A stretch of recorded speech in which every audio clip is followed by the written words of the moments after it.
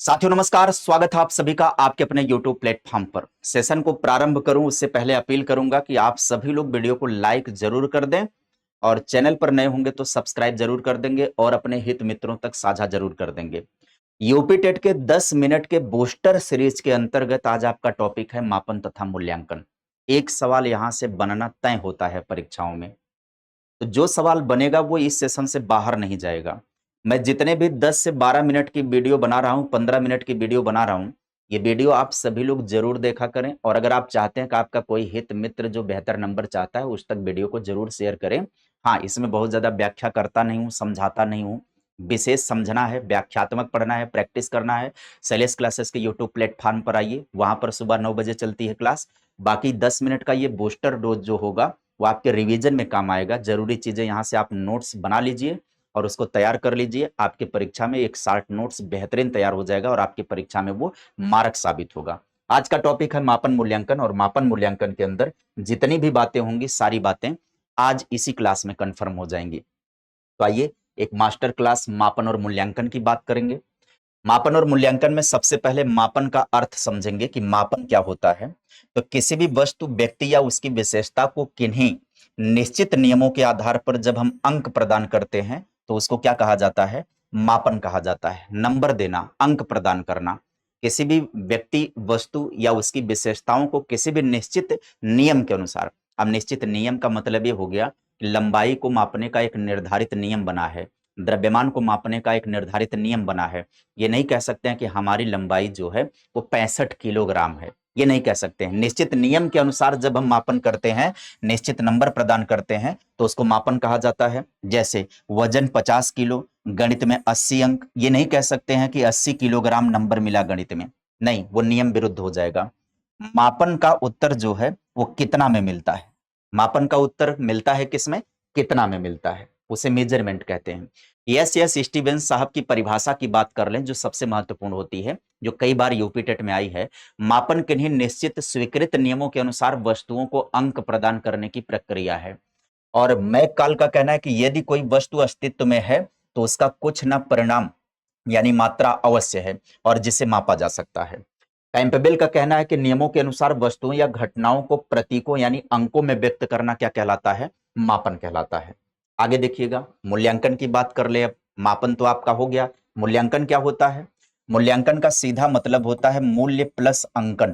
भाई मूल्यांकन को जब हम तोड़ेंगे तो क्या हो जाएगा? मूल्य प्लस अंकन हो जाता है। मूल्य का मतलब होता है महत्व, महत्व का अंकन करना यानी महत्व को चिन्हित करना। मूल्यांकन में मापन और मूल्य निर्णय दोनों चीजें आती हैं। मूल्यांकन बराबर करेंगे मापन, यानी कि मापन में जो मात्रा प्राप्त हुई, जैसे गणित में किसी ने 80 नंबर पाया तो ये उसका मेजरमेंट हो गया। इस 80 नंबर के आधार पर हम मूल्य का क्या करेंगे? निर्णय करेंगे, वैल्यू जजमेंट करेंगे कि क्या वैल्यू है उसका। ये मूल्यांकन होता है। यानी कि मूल्यांकन क्या हो गया? मात्रात्मक और गुणात्मक दोनों प्रकार का हो गया। मूल्यांकन मात्रात्मक व गुणात्मक दोनों होता है, जबकि मापन केवल मात्रात्मक होता है। मापन केवल अंक देता है, जबकि मूल्यांकन यह बताता है कि वह अंक कितना अच्छा है। मापन बताएगा कि वस्तु कितनी है और मूल्यांकन बताएगा कि वस्तु कैसी है। तो कितनी है से कैसे है का सफर मापन से मूल्यांकन तक का सफर होता है। आगे देखिएगा, कोठारी आयोग ने क्या कहा? कोठारी आयोग की परिभाषा जो महत्वपूर्ण है, मूल्यांकन एक सतत यानी लगातार चलने वाली प्रक्रिया है। यह संपूर्ण शिक्षा प्रणाली का एक अभिन्न अंग है और इसका शैक्षिक उद्देश्यों से घनिष्ठ संबंध होता है। दूसरी परिभाषा है क्विलन व हन्ना की परिभाषा है कि मूल्यांकन विद्यालय द्वारा हुए बालक के व्यवहार परिवर्तन के विषय में साक्ष्यों के संकलन तथा उनकी व्याख्या करने की प्रक्रिया है। रेमर्स व गेज का कहना है कि मूल्यांकन के अंदर व्यक्ति या समाज दोनों की दृष्टि से जो उत्तम है अथवा जो वांछनीय है उसका मान करके चला जाता है, उसे मान करके चला जाता है। अब परीक्षा में इसके क्रम सबसे ज्यादा पूछे जाते हैं। मापन के स्तर ये पूछे जाते हैं। मापन के स्तर 4 होते हैं। पहला स्तर होता है नामित या जिसको शाब्दिक मापन कहा जाता है, नॉमिनल स्केल जिसको कहा जाता है, या सबसे निम्न स्तर का होता है। इसमें केवल नाम, रंग या जाति के आधार पर बांटा जाता है, जैसे लड़के और लड़कियां बांट देना, कला और विज्ञान वर्ग बांट देना। ये नॉमिनल लेवल है, सबसे निम्न स्तर का मापन। दूसरा होता है क्रमिक। क्रमिक में ऑर्डिनल स्केल कहा जाता है।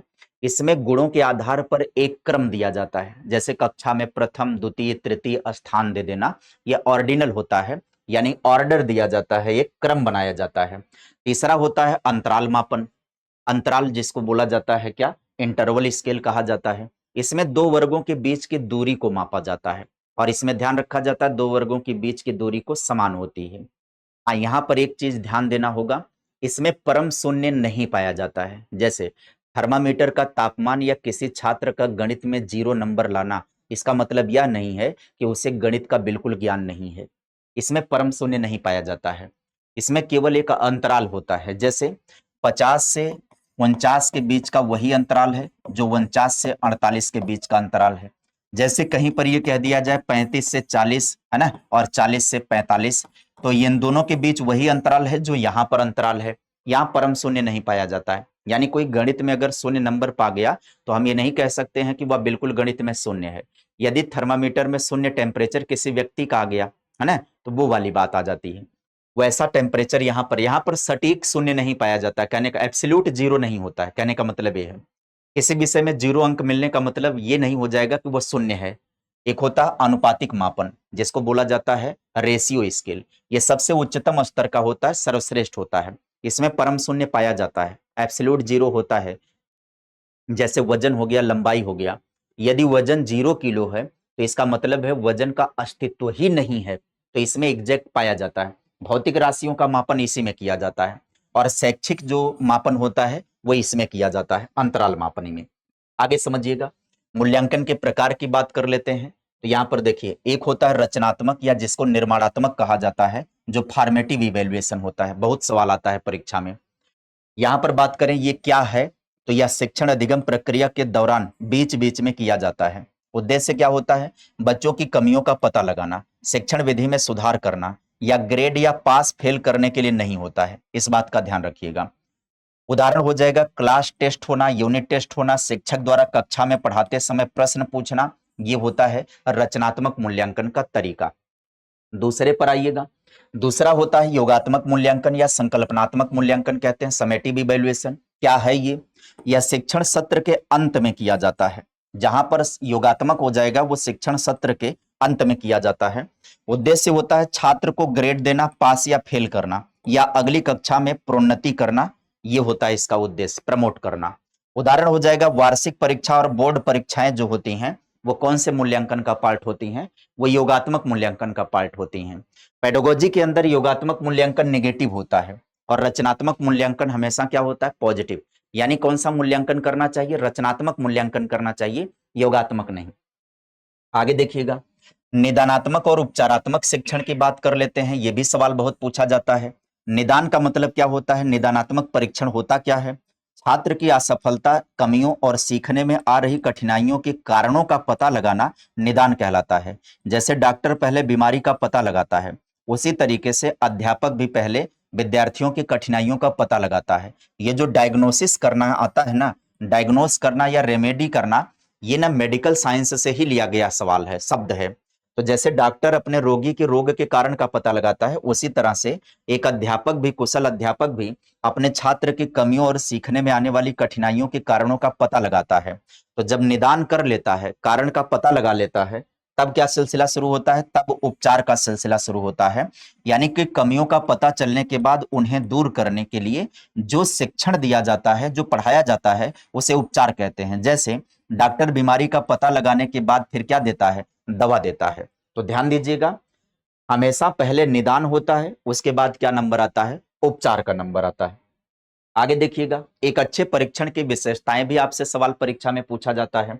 यहां से यूपी टेट में सबसे ज्यादा छात्र फंसते हैं और सबसे ज्यादा सवाल बनता भी है कि अच्छे मूल्यांकन के या अच्छे परीक्षण की विशेषता क्या होगी। तो वैधता पहली विशेषता होती है, सबसे महत्वपूर्ण गुण है। परीक्षण जिस उद्देश्य के लिए बनाया गया है, यदि वह केवल उसी उद्देश्य की पूर्ति करता है तो वह वैध है। जैसे गणित टेस्ट केवल गणित का ज्ञान मापे, भाषा का ना मापे। ऐसा ना हो कि आए थे हरि भजन ओटन लगे कपास। तो जिस लिए मापन किया जा रहा हो, परीक्षण जिस लिए किया जा रहा हो, अगर उसी चीज का परीक्षण करे तो वैधता का गुण होगा। दूसरा है रिलायबिलिटी, यानी विश्वसनीयता। एक ही परीक्षण को किसी छात्र पर बार बार यदि लागू किया जाता है तो भी उसके अंकों में कोई परिवर्तन ना आए, समान अंक मिले, तो वह विश्वसनीय होगा। वस्तुनिष्ठता क्या होता है? ऑब्जेक्टिविटी, परीक्षण पर परीक्षक का यानी कॉपी चेक करने वाले के व्यक्तिगत विचार या मूड का कोई प्रभाव ना पड़े। जैसे बहुविकल्पी एमसीक्यू जो होता है ना, वो 100% वस्तुनिष्ठ होता है, लेकिन अगर कहीं पर व्याख्यात्मक लिखा हुआ है तो उस पर व्यक्ति के मूड का प्रभाव पड़ जाता है, उसके व्यक्तिगत विचार का प्रभाव पड़ जाता है, वो सब्जेक्टिव हो जाता है। मूल्यांकन कैसा होना चाहिए? ऑब्जेक्टिव होना चाहिए। आगे समझिएगा, अगले गुण पर आइए, विभेदीकरण का गुण होना चाहिए। परीक्षण ऐसा होना चाहिए जो कुशाग्र, सामान्य और मंदबुद्धि छात्रों के बीच स्पष्ट अंतर कर सके। मूल्यांकन में क्या होनी चाहिए? व्यापकता होनी चाहिए, यानी परीक्षण पूरे पाठ्यक्रम, पूरे सिलेबस को कवर करने वाला होना चाहिए।